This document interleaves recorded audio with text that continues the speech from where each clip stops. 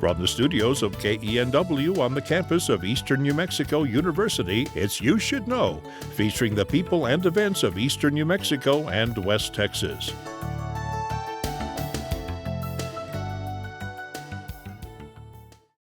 Welcome to You Should Know. I'm your host, Evelyn Ledbetter, and today we continue with a really special program. This is in memory and in celebration of Don Criss's life. He was a long-term employee here at the station from the beginning, basically of 1974, and was the start of You Should Know. So we're truly just remembering and celebrating Don. And I have the pleasure of having his wife, Paula, and his daughter, Lisa, here with me. Lisa Criss Woods. Yes. But make sure and get that whole part in there. So thanks, ladies, for being here. And I know his son Martin had planned to be here, but illness came about and that didn't happen. But definitely incorporate him into memories and such the important parts of Don's life. Paula, you had a life that went along with this. You went into sonography, correct? And did that for a lot of years. Did a lot of things in medicine. Started out as a medical secretary, and then as a insurance clerk, and then up through then I was a nurse assistant, and then got sent to sonography school and stayed there ever since. And along with that, you met Don here at the university in theater. Yeah. So when he was in college, and I don't think you had started school yet, but I had started. Oh no, not ultrasound school. No, that was in '82. But college. Yes, I was here for the summer. Okay. I went one summer, and I went one half of a fall semester, and then I got married to the man of your dreams. Came back in 1982 and did a class at a time until they told me I could graduate because I didn't even know it. How nice is that? And Lisa, you've had quite an interesting career and cut your teeth here at KENW as well. Absolutely. I grew up in the theater, in the theater as well, but over at the old TV station, learned to run camera, learned to move the cameras around in the studio, went on a lot of the mobile shoots, pardon my voice, and learned to run the camera up on my shoulder when we would do remote shoots and everything. Dad taught us everything about TV, my brother as well. Right. How cool is that? Yeah. We've talked quite a bit about the You Should Know and how that came about, but I wish we had the date. I tried to dig back of when it actually started, but umpteen years. Oh, yeah. And just fascination. It wasn't very long after the station. Right. Some of his favorite interviews, do you remember them, Oh, Paula? yes. We have some notes and different things that you remembered and Every talked about. interview was his favorite. Yes. He loved it. Some of the ones, he was really fascinated and fortunate to interview some of the military leaders and people who went into space and drove, I guess you pilot the space shuttle, don't you? Robbie Reisner was a commander and POW in Vietnam. Wow. And he was the highest ranking person in the camp. So he ran the camp. And then Joe Engel he piloted the Enterprise. Not the Starship Enterprise. Not the Starship, but I thought the name was interesting. He interviewed Harrison Schmitt, who walked on the moon and was also our senator. Do you remember him being nervous about that? No. Not at all. No. He couldn't wait. He was just that exuberance and just can't wait to ask these questions. And questions, I don't know how he thought of them, but he wasn't nervous at all. I've never seen him nervous on stage, ever. And essentially, that's what this is. It is. The only problem he had was knowing when to quit. He could have talked to them for hours. Yeah. And always had things he could draw things out and find commonalities that you had with genuine people. Curiosity about everything. Right. You didn't have to fake an interview where you're like, oh, I've got to do this one, but I no. really don't care anything about it. No. There was a lot of political, the governors, he interviewed many governors and senators and I don't know, Joe. I talked about Joe Engel and Brigadier General Robbie Reisner. Oh, and the author Frederick Pohl and Jack Williamson. When there was a Williamson, they have the lectureship. here. They have the lectureship here, and Right. Frederick Pohl was here, and he interviewed them, Wow. and he interviewed Jack a lot. Jack Williamson a lot. I remember going on a Yeah. remote shoot with him to Jack Williamson's house and Really? interviewing him in his library, I think. He was quite on in years. Right. Yeah. But yeah, that was neat. He was fascinating. And you said, did you go on that? Yes, I On did. location? Because you were very involved with this at this point, right, Lisa? I went on remote shoots. We did Miss New Mexico pageant year after year after year. I had to stand on a box to run camera because I was like 10 or 11 and I was running camera and I couldn't reach it. So I went with him on lots of remote shoots. And one time he made me feel so good.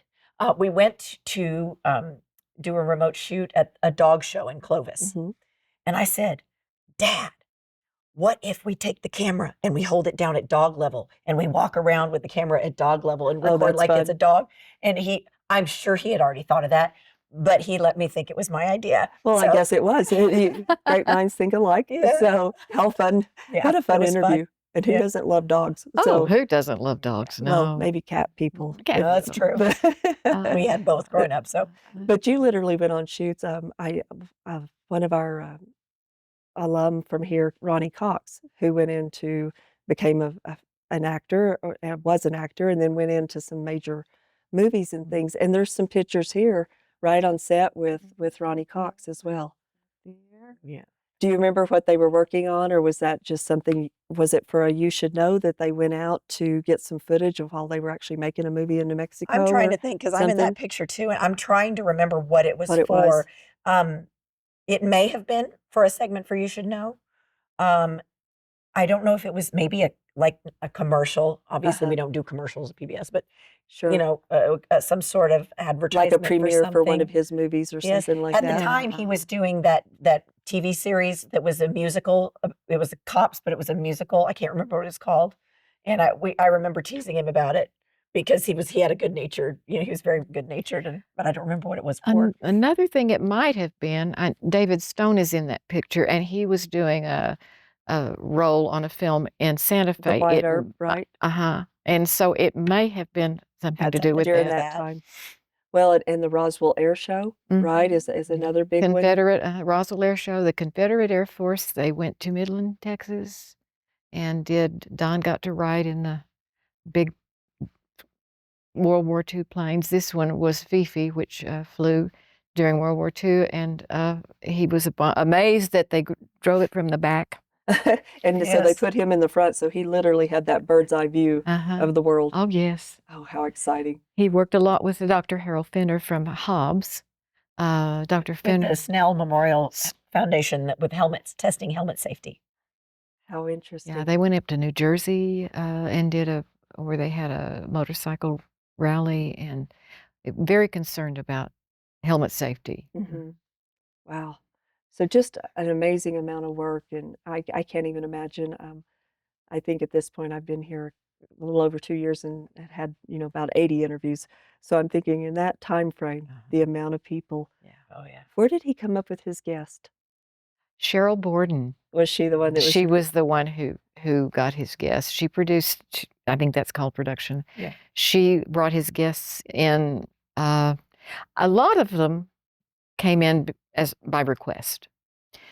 You mean they requested? They requested. Oh, they asked to be on the show. They asked to be on the show. It went out to our viewing area, which Right. was nothing really else did, and the political candidates. They never did campaign. Right. Couldn't do right, that. But we don't do But that. they were after they, like I said, he interviewed Governor King 2 or 3 times, either by phone or in person. Oh, Bill Richardson. Bill was here several times. Mr. Richardson was here several times, and they would talk about what's happening in the government, all kinds of things. Like I say, I told you earlier, we never did watch the show. That I found that really interesting that he Mhm. never watched his own shows. No, we never watched it. Rarely would So we if turn it he on. didn't watch, you didn't get to watch. Were you ever curious to Well, just to kind of. see what all his work life was? Yeah, I watched some. Of course, we didn't have streaming, so you either watched it when it came on or you Or you didn't watch missed it at it. all. Precisely.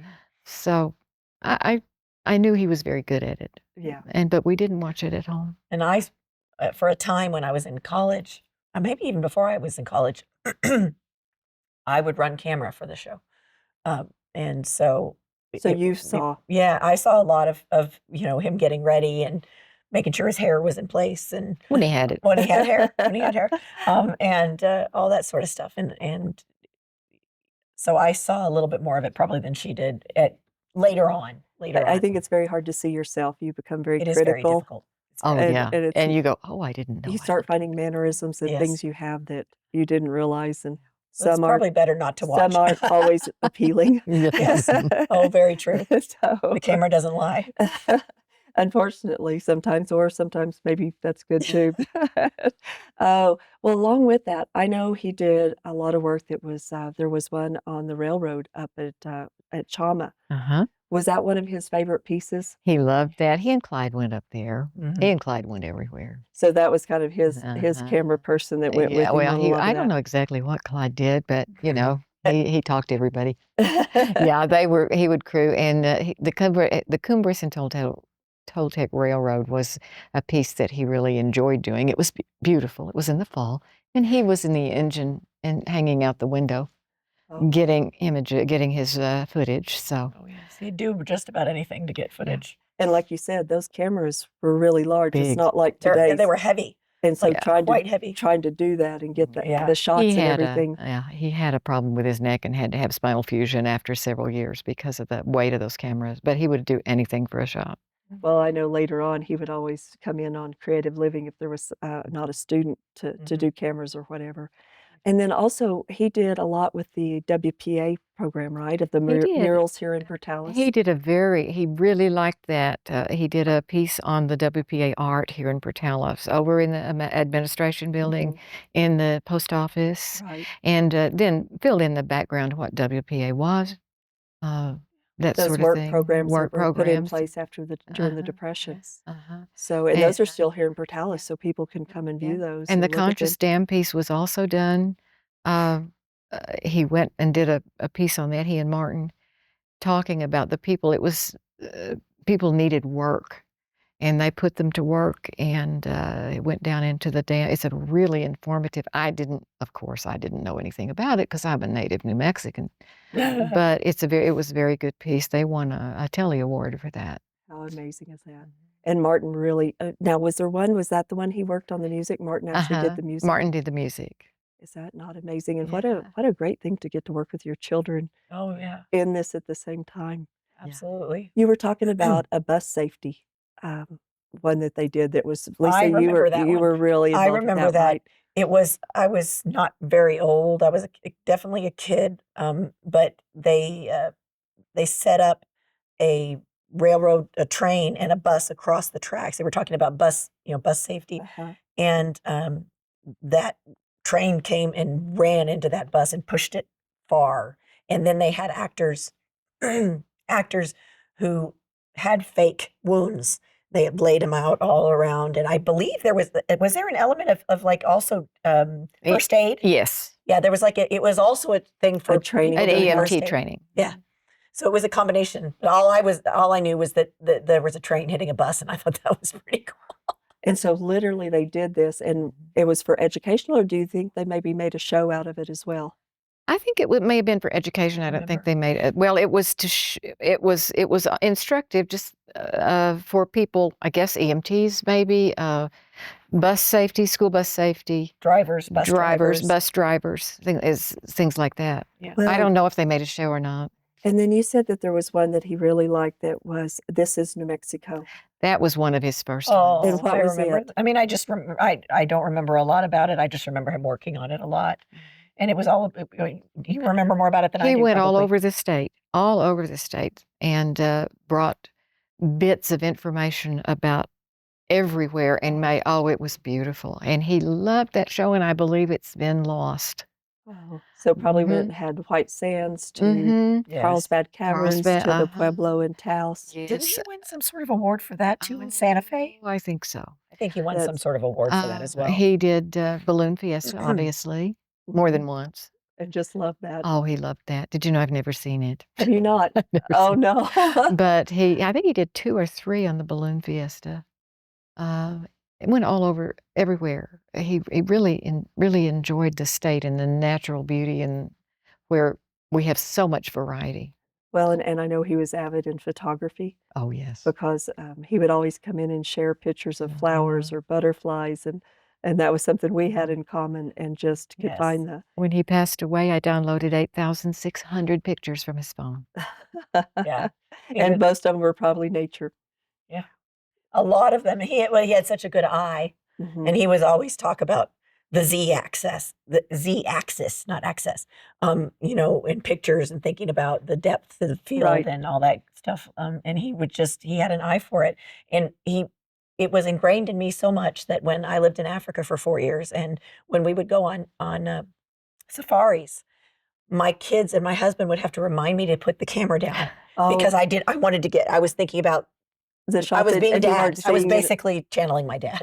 and you weren't seeing it in person because you were Yeah, looking at I that said, "Put the perfect camera down and look at the elephant." Yes. be in the moment. Don't be behind the camera. I always struggle with that. It's like Yeah. I'm getting some footage. And it's like well, I'm kind of missing out on everybody's interaction, but Yeah. I'm so focused on that. Yeah. And then, of course, you were in the Miss New Mexico pageant, correct? Yeah, we did the Miss New Mexico pageant. I used to go on all of those shoots from early on. I probably was about 10, Did you maybe. compete, or I was Miss Portales. there you go? But and what I was I had been first runner up in Miss Portales, won Miss New Mexico, and so then I took over Miss Portales, which is why you saw that picture of me cutting the ribbon at Alco when they opened Alco. I had a crown. I was the Peanut Festival queen Yes. Oh, as well. Oh yes, it was very exciting. and your dad was. I mean, he was in your lives Always, always. always. I don't remember doing a musical or a play without one or both of my parents in it until I was in college.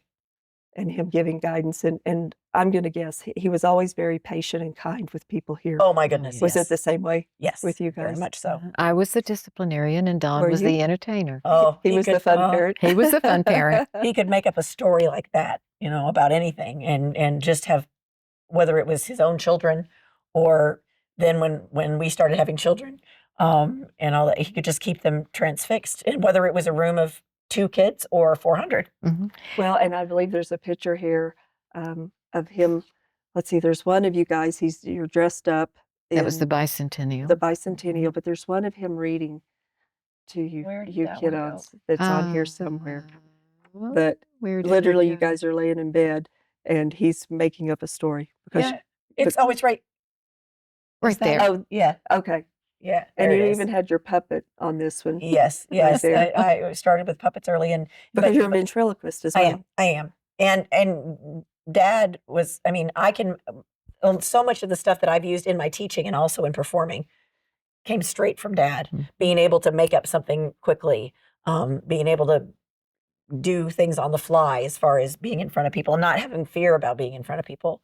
Um, I got that from Mom too. But then the TV stuff came along, and the storytelling was Dad's side. Well, I knew you said you and Martin would give him a word. Yeah, we would say it would be every night, Yeah. every night. I at bedtime. remember Martin one time got a new belt, Mhm. and he said, make up a story about the belt. And he would come up with we challenged him with a doorknob one time, and he would instantly, he didn't have to think, he would immediately start weaving this wonderful story that ended up, it explained to you how the doorknob got where it was, or how the belt got where it was, and usually the belt or the doorknob was a character, like a living character. It was genius. It was genius. I'm amazed between the combination of your puppetry and things like that you didn't wind up with a PBS show that was truly puppets and I was on animation. a lot. I was on a lot, lots of pledge drives and things. I was on with the puppets, and I loved being at the TV station. I loved being behind the camera, in front of the camera. I liked helping switch, and I was an announcer for them for a while. So I loved all things Oh, TV, how fun. TV station. And there was a life way outside of television as well, very yes. involved with your church. Very involved with church. Don became a deacon in our church that we moved to University Baptist Church. He was a deacon all of his life. We were youth directors for 8 years. We took, guess what? Puppets. Built a puppet theater and took puppets. We went, took the kids and we did mission trips and did stories, worked in Bible schools, did stories that Don would write with music and everything at the campgrounds. And he told the children's story every Sunday. When he was ill at the very last, that's the thing he worried about. I'm not there for the kids.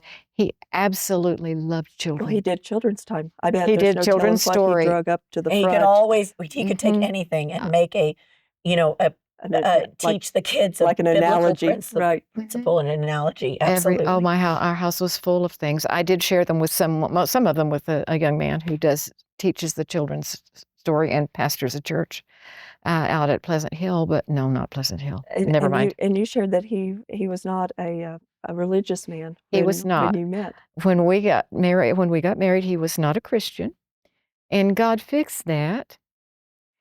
One of his things that he did at the TV station, he had to go run camera for the First Baptist Church every Sunday. I did not know that. I did not know that. Oh, that was something the station did. That was, they have them on the radio now, I think, but the station, they did the sermon, they did the service every Sunday, and Don was assigned to go and run camera. Oh, how amazing is that? And so he literally put him in a place where he had to listen. And it was a matter of not rejection. It was a matter of he just hadn't heard. Right. Yeah. He just hadn't heard. Yeah. So, yes, very involved in church in all kinds of aspects, helping people. He helped people that no one ever knew about, like we're supposed to. Yeah. Right. And anyone could ask him to do anything.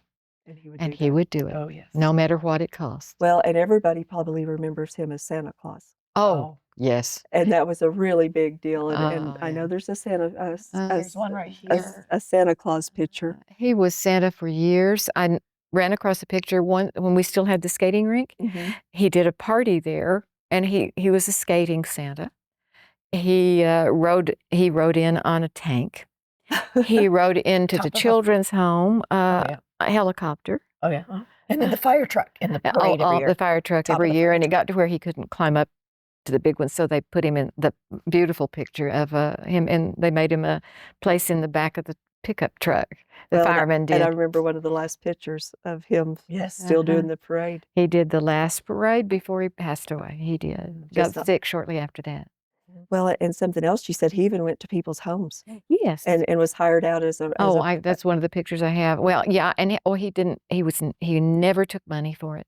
Really? They would, they would contact him with names of children who will be there, give him information about each child, and then they would leave presents outside. And he would come in, and he knew about those children. He could remember anything. Isn't that amazing? Yeah, he could remember anything, and it was. I ran across a picture of him at one of my friends. He did that. Anybody that wanted it, he did not charge. Yeah. Never. How cool is that? And then was also involved with the toy drive with the police department. Yes. I got to accompany him on that when he would deliver the presents, and it was lovely. I drove him around because he was in a Santa suit. But he loved doing that. And what he taught you as a child, that not everybody has exactly the same life that you may have. Absolutely.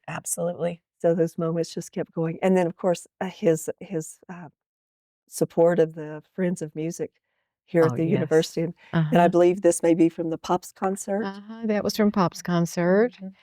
He was vice president up until he passed, and he loved it. He loved the kids. He loved the music. We always went. Both of us actually got to direct one year. We won the. We got to conduct the orchestra.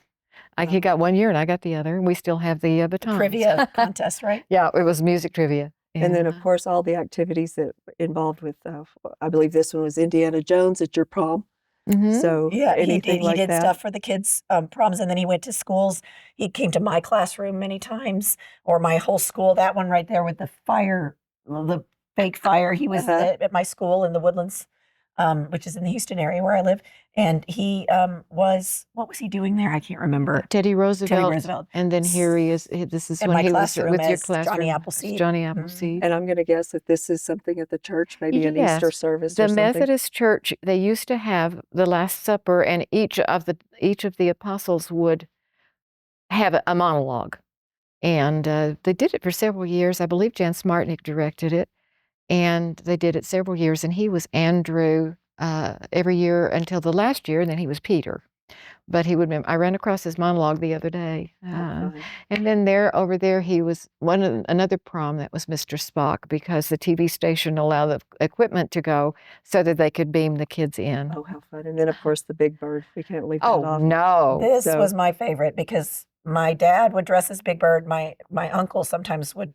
My Uncle Clyde would dress as Mr. Snuffleupagus, and they would come to my school when I was in elementary school, and I would be sworn to secrecy. Oh, You how can't fun. tell the other children who's in these costumes, but I knew it. So he may have worn yellow tights when he met you, when you first saw him. But he Because he wore was orange orange. tights Because he Mhm. was Big when he Bird. played Big Bird. That's Uh, right. Well, and we actually have something here from this station on behalf of KENW, and our production assistant is going to bring this in to us.